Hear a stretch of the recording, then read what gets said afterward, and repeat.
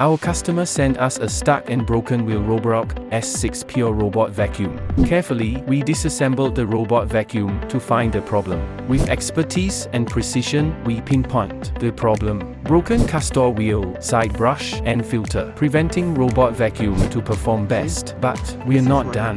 Dust and dirt are piling up. The robot vacuum was besieged by an army of dust. Dust on the fan and LiDAR can clog, so it can cause other damage. We quickly fixed the Castor wheel, replaced the side brush and filter. Then we do deep cleaning service. Look, this LiDAR is spotless. Every speck of dust was banished. Brought back the shine to each side of the robot vacuum. Now, the robot vacuum came to life and functioning with full performance. Are you having the same problem? Contact us today.